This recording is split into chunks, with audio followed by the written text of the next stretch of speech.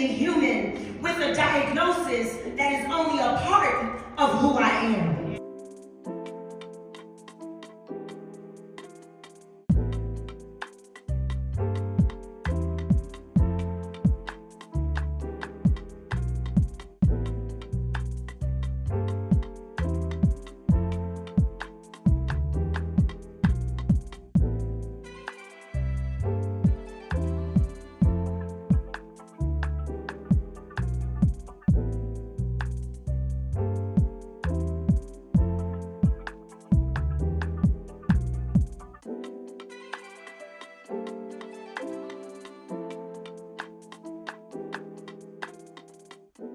It's Tuesdays with Tawana.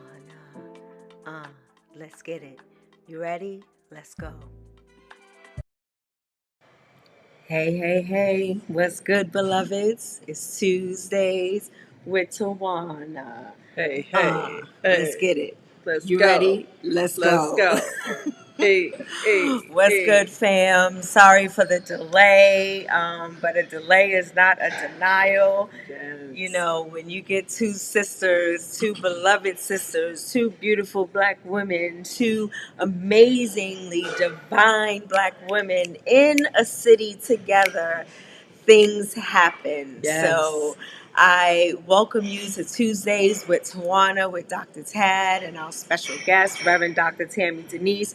We're going to hear from her in just a moment. Yes. But I want to welcome you. I want to thank you for joining us, whether you're joining us live or you're going to come through later on. It's going to be available on all your podcast platforms. It's on YouTube Live right now. It's going to be on LinkedIn, on Instagram.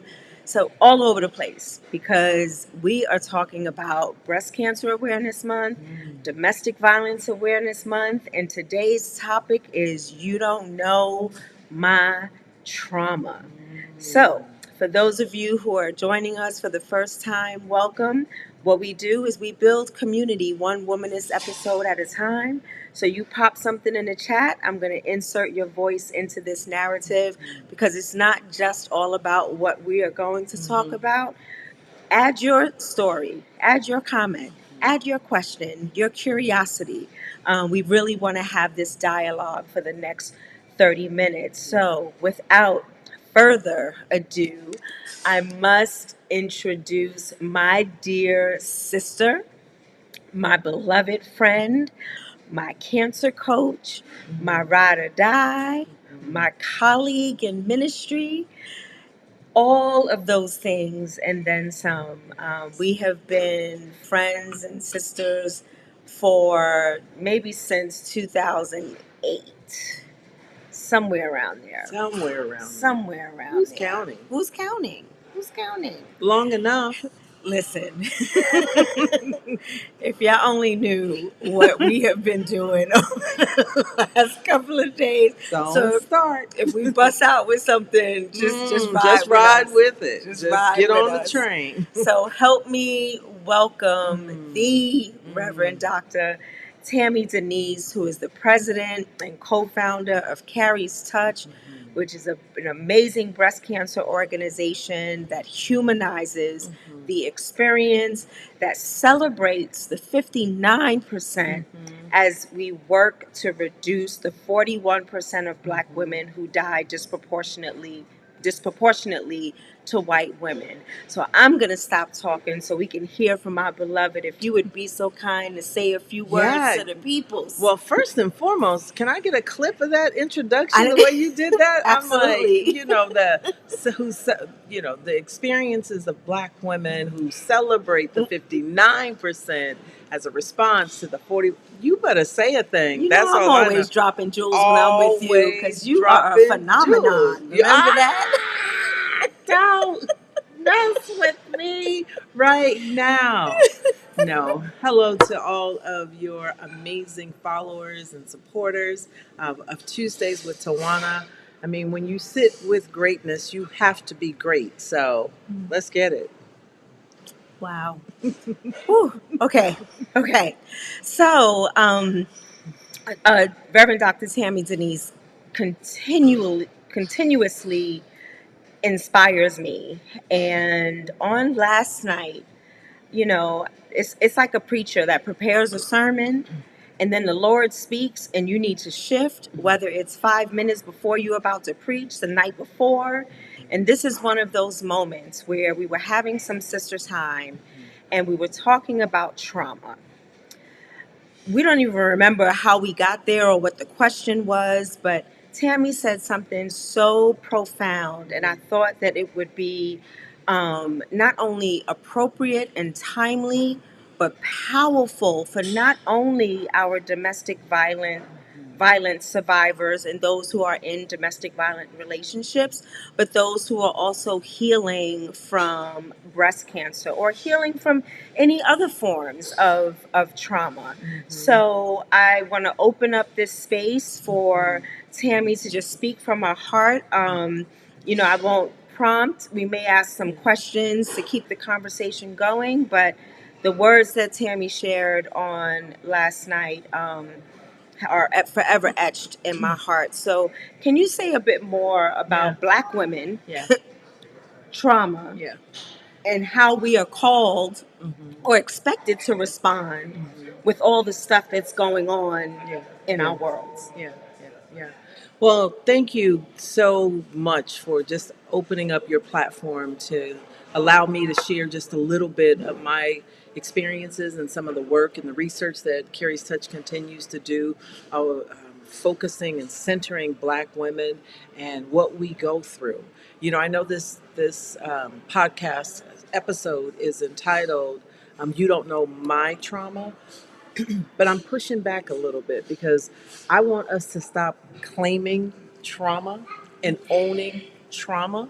I want us to start looking at what healing and freedom and liberation can look like for us. If we keep holding on to trauma, calling it my trauma, then that's ours. That's like this fanny pack I got on. It's attached to our hip, right? And so when Dr. Tad and I were talking last night, like she said, we don't know what prompted the question, but some of the pushback that I have been working on, always trying to find a space for Black women to be celebrated and not co-opted by phrases, catchphrases, and trauma and healing and safe spaces and all of that. They don't mean what they meant originally, nor did safe spaces even mean what they were intended to mean, because everyone is offering a safe space. When you are online, let me just put it like this: when you are online and in a public space, it really can't be safe because you can't control who receives the information and what they will do with that information. Right? So say, hey, this is a safe space and you're in a public place, it's not safe because we don't know who all the players are. But at any rate, we were looking at Black women's experiences because of an experience that myself and some other people in our tribe had just come through. And time has passed. And, when the team was debriefing some of the experiences, the impact of the trauma doesn't have the same effect a few weeks later. And then it came to me. I said, wow. I said, so basically what we have is we have an experience with trauma. Time passes, the impact lessens, we internalize it, and then we call it resilience. And we wear resilience like it's a badge of honor. But I look at resilience today as a band-aid to mask the internal breaking that happens with us. If you look at both of us without knowing our ages, we get to claim, oh, Black don't crack, right? And so I have started saying Black don't crack on the outside. But if you look at us on the inside and look at the broken pieces, the fragments that are still inside of us that are never addressed, are never tended to, they don't put that, what is that red methylate? They don't put that methylate on it to burn out the infection, to start to promote the healing. Because working on trauma, it takes some dedication and commitment to self to do the work, because it's not easy. It is hard work to go back and get some stuff, name it, address it, put it in a container in a safe place, and then we are working towards, then we're in a space to work toward healing. If we keep this cycle of traumatic experience, time passes, we get through it, we call it resilience, that makes us feel better, and the cycle just keeps going. And we are still, in essence, not doing the healing that all of these platforms are talking about around Black women, our trauma, the healing, and the mental wellness. You named Breast Cancer Awareness Month, you named Domestic Violence Awareness Month, but it's also Mental Health Month. So, if we are really looking at our mental health, we really have to start opening up these traumatic experiences. So, my team, my tribe, and I are going to have a trauma specialist to come in and for us to open back up Pandora's box, talk about that traumatic experience that we all had, and give us some tools about how we navigate the next time we bump into this situation and PTSD happens. And what do we do with PTSD? We have a moment. For most of us, it's just a moment. We swallow it. We've learned how to swallow it. And then we just keep moving. So I'm saying, no, let's stop and let's stop the cycle. How do we get to a place where I make a decision, like, and I love the pushback, because I talk about I am not my diagnosis, Right, and I yeah. don't have cancer. I've been diagnosed with it, but I want to own that. I don't want to own it. And I also have to do the necessary work Right, to remain alive Right. and fighting for my life every day. every day. How, when it comes to trauma, Mm-hmm. and you talk about acknowledging the cycle, Mhm. having to go back to do the work, to do the healing, how do we, or do we, get to that place of wanting Mm-hmm. to heal and to face Yeah. it to fix it? Yeah, unfortunately, it's almost like dealing with a person. Let's use domestic violence, right? In a violent situation, and this man or woman who is in this unhealthy, toxic relationship, and the family says, I don't want to see you experience that anymore. But until that person gets to a place where the pain has become too much and they internally say enough is enough and I want something different, and they are courageous enough to leave whatever the pain might be, whether it's cancer, whether it's a violent partner, whether it's a toxic relationship at work, at church, just inside your sister circle. It takes courage to walk away to what's comfortable. That feels safe because you know it. Courage means I'm going to step outside everything I know and I'm going to do something different, and I have no idea what the outcome is going to be. I have no idea where the resources are going to come from. I have no idea who's going to support me, because who you think is going to support you oftentimes aren't those people in that situation, right? So it's having the courage to say, I want something better for me, something more for me, and I know it's available, and I know I'm worthy of it. So that's a starting place. And once you take that courage and you're out there, for me, it's God. God is the constant in my life. Everybody is not going to understand and accept and appreciate and connect to the God that I worship and I serve. But you better have something out there that you can put some money on when you get out there, or else you're just leaving one toxic relationship and experience for another. Thank you for that. And, honoring those. Hello, mother. Look who's on, Tim. Is that our mother? That is mother. She is on. Hi. Yes. Hello. We've been talking about you. We miss We you. miss you. Mwah, mwah, mwah.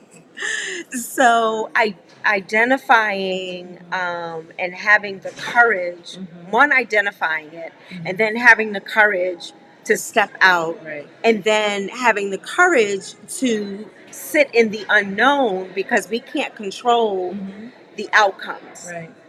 So I in Emily Towns, one of her just powerful Right. books, she quotes Audre Lorde as saying, suffering is unscrutinized Yep. pain. Yep. Yep. So what I'm hearing from you Mhm. is having the courage Mm-hmm. to scrutinize, to Yeah. pull apart, to Yes. dig deep, Yep. and Yep. to be able to Yep. acknowledge Right. those wounds Right. in order for you to then begin the process of Absolutely. healing. So when we talk about domestic violence and breast cancer, let's talk about breast cancer for a moment, Okay. because we had an interesting conversation Okay. about that, the silence Mm-hmm. behind someone maybe not sharing publicly Mm-hmm. their diagnosis, or anyway. Right. So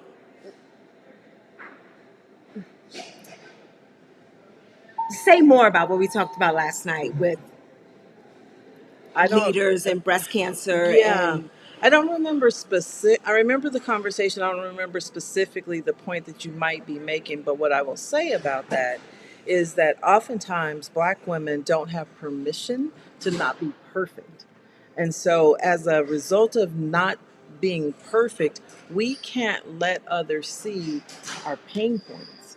We can't make it appear as if we're suffering, because it makes it appear as if we're weak, or that we can't handle pressure or other types of intensity. So I think that's, kind of where I Mhm. was going with Mhm. that. A couple of thoughts jumped in my head um, about suffering in the Emily Towns quote. I believe many, many years ago when I first read that quote, I internalized it to be pain is pain is inevitable, Right. but suffering Is is a yeah. choice, because Yes. we don't have to suffer. And so, talking about breast cancer, going back to breast cancer, there's a lot of physical pain associated with breast cancer. But I see woman after woman after woman in excruciating physical pain and refuse to take any type of pain medication to relieve that unnecessary pain. It doesn't mean you have to take the medication forever. It means that you're in a situation that is causing you abnormal pain, and to minimize your suffering, this pain medication can reduce that. And so we can put that and apply that principle to any place that we are in life, right? We have a pain, call it a cancer, whatever, wherever it is, and there are options and opportunities to minimize your pain, and you choose to stay in the suffering. So to minimize that pain, I have an opportunity to make a choice, Yeah, to make a to decision make a decision. to mitigate that. Yeah. With that, I want to, it'll come full circle. Yeah. Yeah. So Bishop John Bryant Mm-hmm. Yep. preached the eulogy for Bishop Mm-hmm. Anne Henning Byfield, Yeah. and he mentioned grief. And he said, grief is Yeah. about you. Yes. It's not about the person Right. that you're grieving. Right. So if we take it a step further in Mhm. this conversation, Yeah. grieving the loss of Mhm. breast, Yes. the loss of your freedom in Yes. a violent relationship, Yep. if I grieve the Mhm. loss, if I'm grieving the loss of my breast, the loss of a relationship, the Mhm. loss of my health, am I is that the challenge? Because then maybe we're giving more power to that thing versus ignoring it and Right. trying to, the Right. superwoman Mhm. Mhm. strength, black woman trope Right. that, Yeah. Yeah. Yeah. am I giving that thing too much strength? Whereas if I not ignore it, but if I still walk through life like I'm Right. good and I go home and I am Right. in excruciating pain, no one else knows about that because I can still put Right. on this facade. Right. Right. And so let me qualify a thing for a second, because some people might be hearing this type of language for the very first Yep. time, might be in a difficult situation, Mm-hmm. and they say, but I don't know where to start. First of all, the things that I am talking about are things that I have not accomplished on my own. Mm-hmm. I have worked for many, many years, like I said, with my faith. There's a such thing, there's a saying going around, it's like, it's okay to have God and a therapist, Yep. right? And so it's okay to have God, a therapist, a sister circle who is wise counsel, mother, our mother in ministry is on this call. And anytime anything happens, good, bad, or indifferent, we check in with the wisdom in the group to make sure that we are hearing God right. And Mother doesn't come in and try to tell us what to do. She comes in, she gives us another perspective to consider as we are seeking God, seeking counseling, and coming together, in moments of silence. Many of us don't go and have moments of silence and sit in silence because we are afraid. We are afraid of who we were, who we are, or who we might become as a result of what we see when we see who we really are. I try to stay balanced in saying, I'm a mess. I am a mess. But with God, there's hope. With Jesus, there's another way.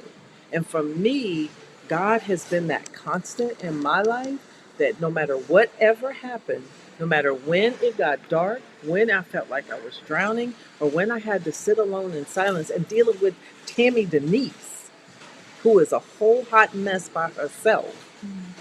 God met me there, and it takes me to, Sojourner Truth when she said that she met God in the midnight hour when there was nobody but her and God there to even hear her deepest cry, right? And the Bible talks about when you can't say nothing, just moan, and the Holy Spirit will interpret your moans and your groans. And we got to get to that place, which is vulnerable, it is raw, and again, it takes courage to go into.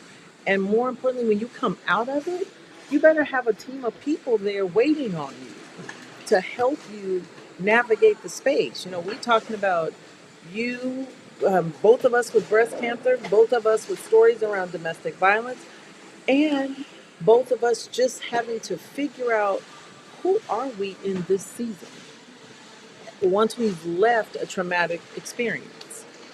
So I don't know if I answered your You question or not. no, you did, and what's so beautiful about it? The next thing I was thinking about was silence, Yeah.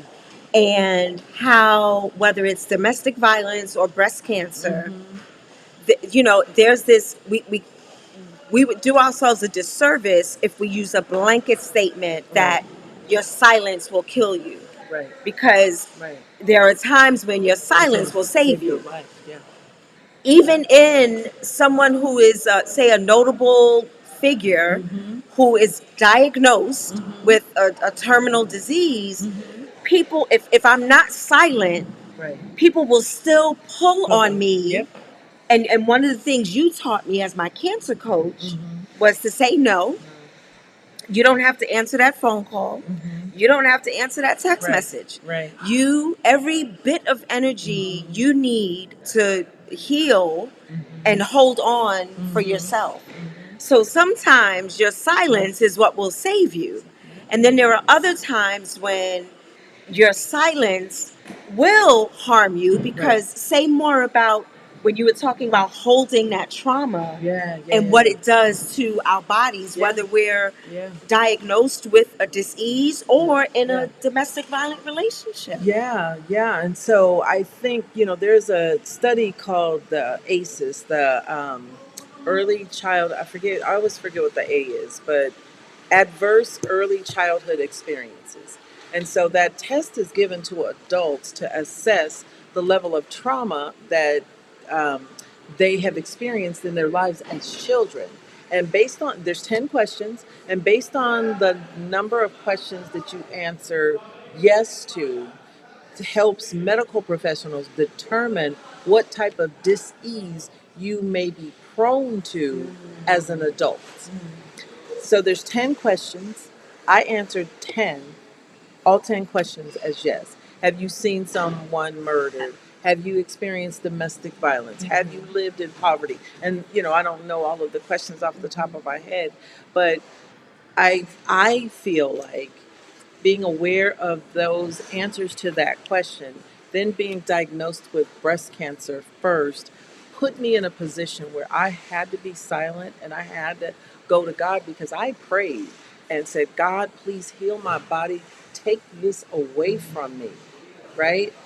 And how many of us say, how are you doing? Oh, I'm blessed and highly favored. Oh, I'm not claiming that. And then we do nothing. Then we go back and we're angry at the medical system because our diagnosis has changed, because there's time that has passed.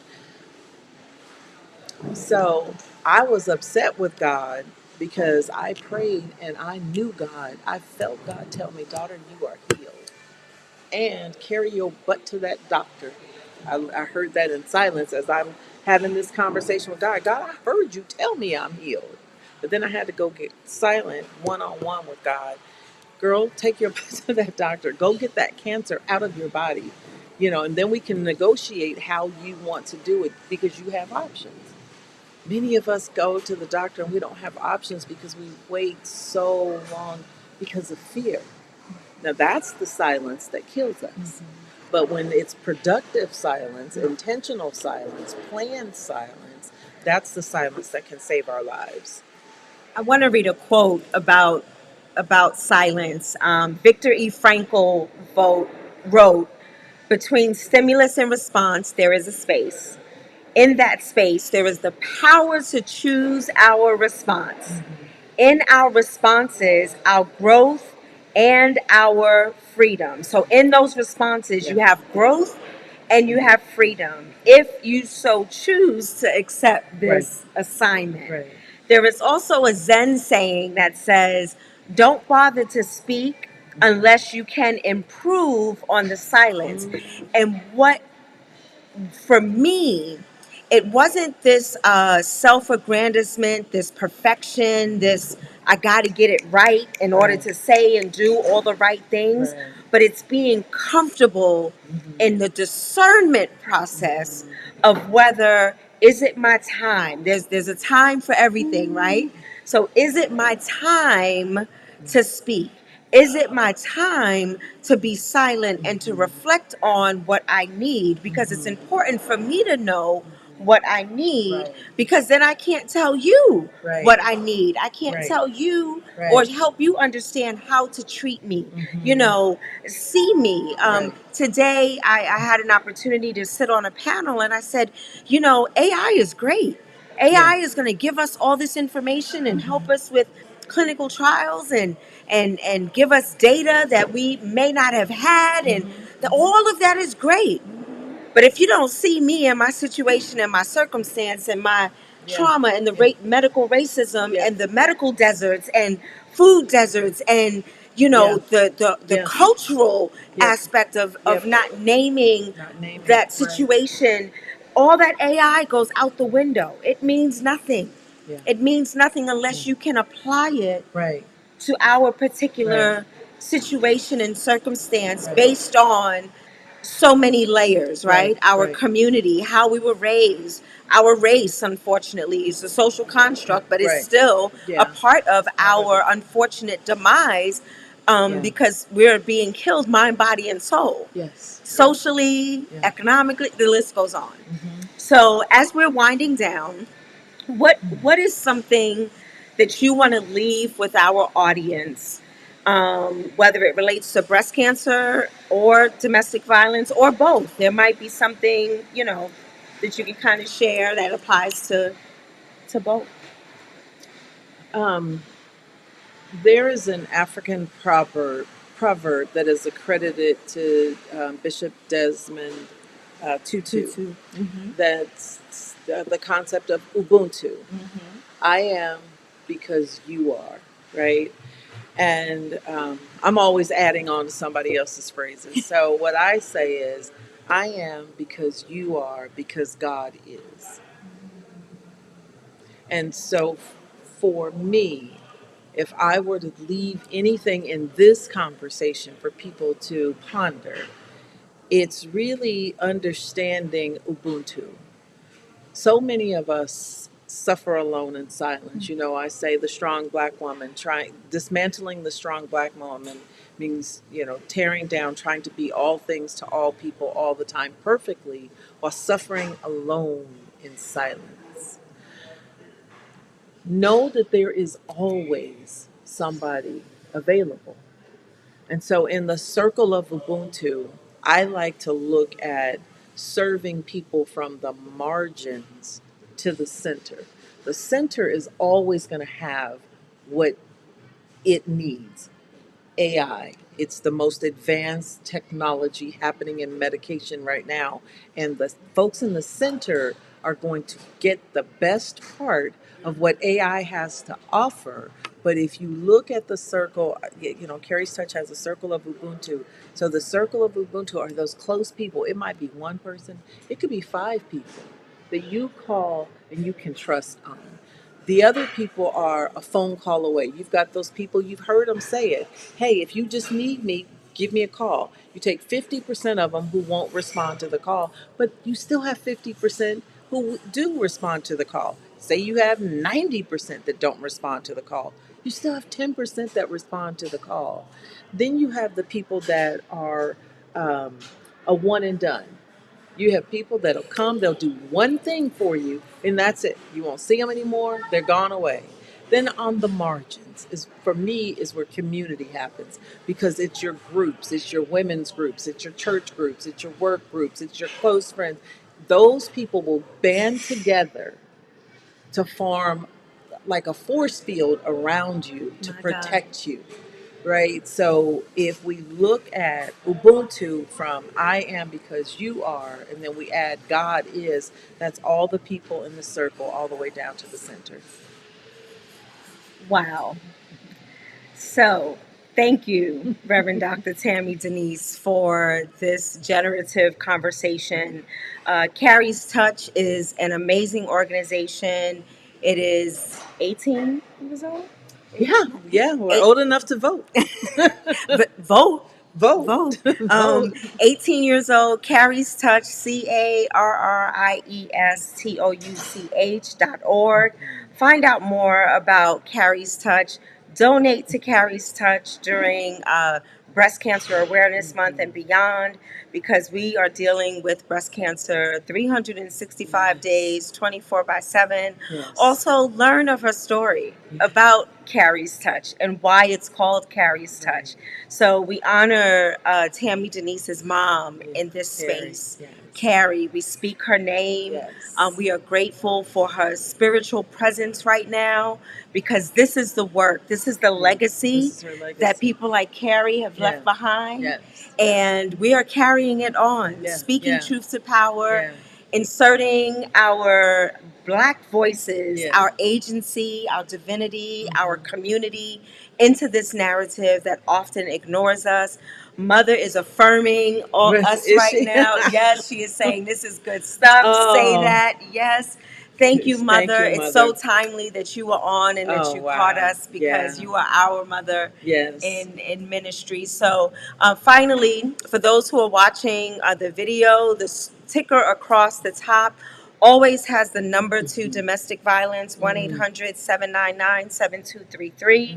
You can also go, we talked about mental health awareness, the suicide lifeline, you dial 988.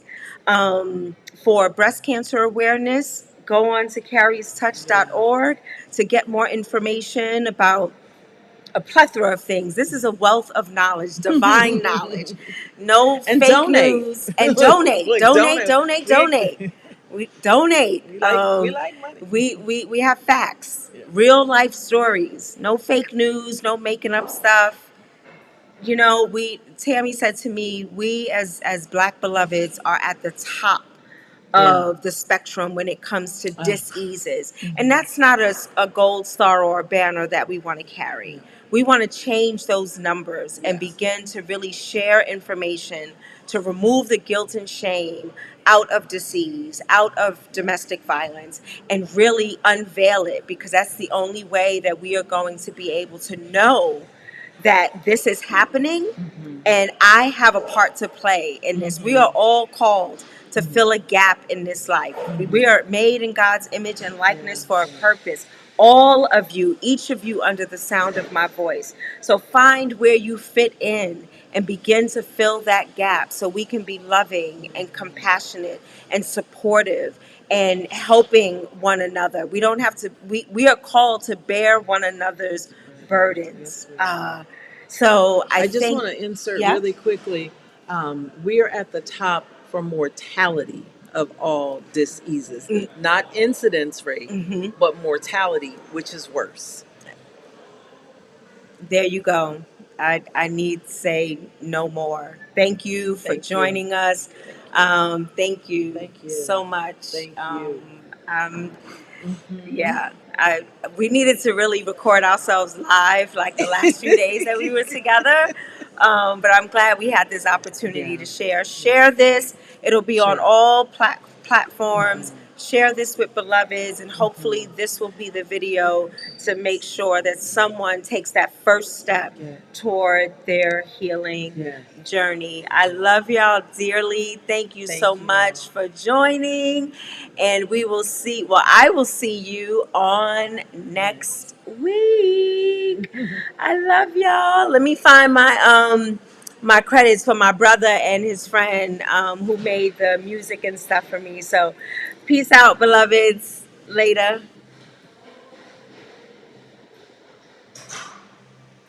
Oh, I can't find it. What's happening? Oh well. Corey, good looking out. We out.